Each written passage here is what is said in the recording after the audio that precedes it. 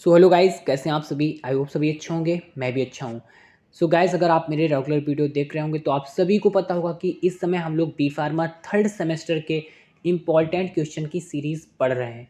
ठीक है, सारे ही सब्जेक्ट की, जिसमें क्या है, हम आपको long plus short questions important question की सीरीज़ प्रोवाइड कर रहे हैं।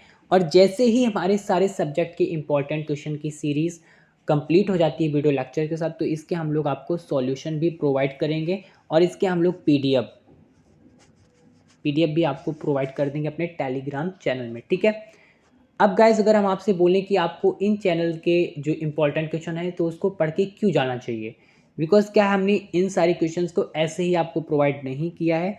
हमने पीसीआई के सिलेबस को देखा हुआ है, और जो भी यूनिवर्सिटी पीसीआई के सिलेबस को फॉलो करती हैं तो हमने उसके हिसाब से ही इसमें इंपॉर्टेंट क्वेश्चन दिए हैं। जो पीसीआई के सिलेबस को फॉलो करती यूनिवर्सिटी, उनके हमने प्रीवियस ईयर के यानी 10 ईयर्स के जो प्रीवियस ईयर के क्वेश्चन पेपर होते हैं हमने उनको देखा हुआ है, उनको रिव्यू किया हुआ है।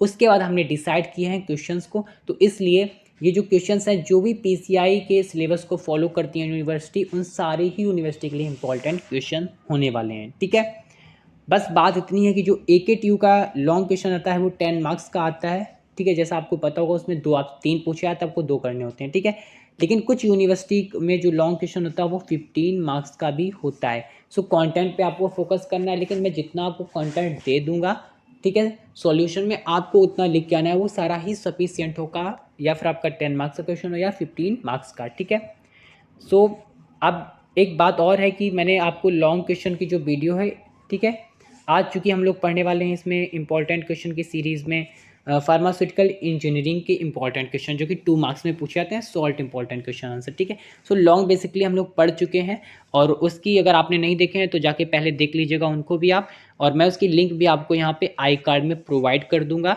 ठीक है, एंड साथ ही साथ इसकी मैं लिंक आपको डिस्क्रिप्शन बॉक्स में भी दे दूंगा। ठीक है, लॉन्ग क्वेश्चन इंपॉर्टेंट की। ठीक है, तो अब चलते हैं हम लोग सॉल्ट को देख लेते हैं। सॉल्ट में क्या होता है कि जो आपकी यूनिट फर्स्ट है उसमें कौन कौन से इंपॉर्टेंट, और पहला क्वेश्चन क्या है, define the following term. The first one is attrition and impact, second one is size separation and size reduction, okay, and the third one is boundary layer. Okay, ये सारे इसके आपके पॉइंट है first question के, अच्छे से पढ़ के जाना है आपको। एंड सेकेंड क्वेश्चन जो आपका इसमें बन जाता है, difference between fluid static and fluid dynamic.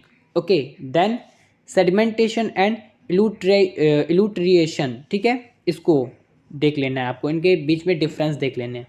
Then third question है वो क्या है आपका, right Reynolds equation and right significance of Reynolds number. ठीक है, इसकी यानी आपकी रेनॉल्ड्स नंबर है उसकी इक्वेशन को लिखना है, और रेनॉल्ड्स नंबर के आपको सिग्निफिकेंस देने हैं। ठीक है, एंड आपकी जो यूनिट सेकेंड के 2 मार्क्स के इंपॉर्टेंट क्वेश्चन क्या बनते हैं, तो इसमें आपके बनता है डिफाइन द टर्म,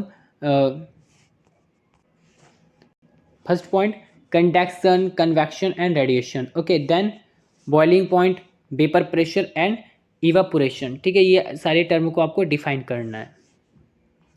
देन इसका जो आपका सेकेंड क्वेश्चन बनता है वो बनता है principle of steam distillation, okay, molecular distillation. Then define drying and distillation. ठीक है, then what is Fourier law, इन सारी चीज़ों को आपको समझाना है। देन आपको जो इंपॉर्टेंट क्वेश्चन है यूनिट थर्ड के, उसको देख लेते हैं। इसमें आपका पहला क्वेश्चन बनता है write the principle of vacuum dryer and freeze dryer. Okay, then second question जो है difference between evaporation and drying. After that difference between solid and liquid mixing,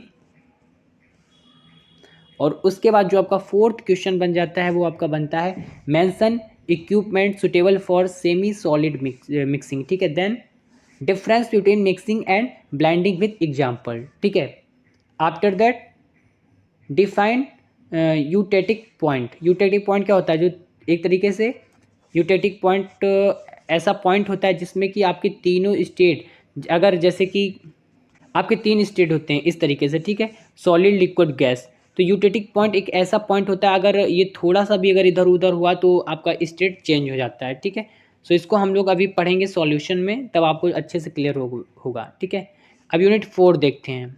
unit 4 में क्या इंपॉर्टेंट क्वेश्चन है, difference between surface filtration and deep filtration. After that mechanism of impingement and integument. Okay, after that write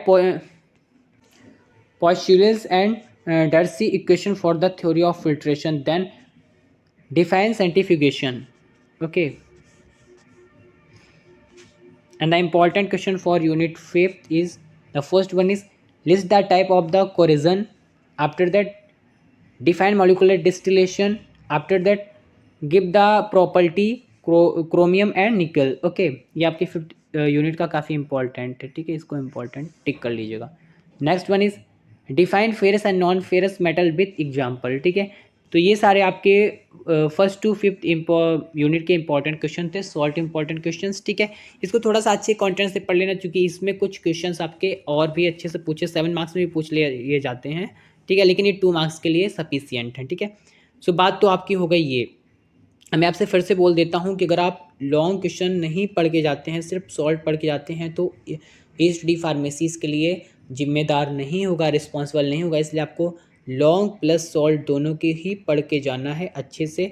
और 100% मैं sure हूँ कि 75 to 80% question इसी से बनने वाले हैं और आपके मार्क्स भी अच्छे बनेंगे. ठीक है, तो सारी ही यूनिवर्सिटी के लिए वैलिड हैं क्वेश्चंस, अच्छे क्वेश्चंस हैं. ठीक है, जो कि पीसीआई को सिलेबस को फॉलो करती हैं. ठीक है, पीसीआई के जो भी सिलेबस को यूनिवर्सिटी फॉलो करती हैं, उन सारी ही यूनिवर्सिटी के लिए काफ़ी इंपॉर्टेंट क्वेश्चंस हैं और काफ़ी रिसर्च के साथ किए गए हैं. ठीक है, तो आपको हम इसी तरीके से सारे यूनिट के प्रोवाइड करेंगे. तो thanks for watching this video.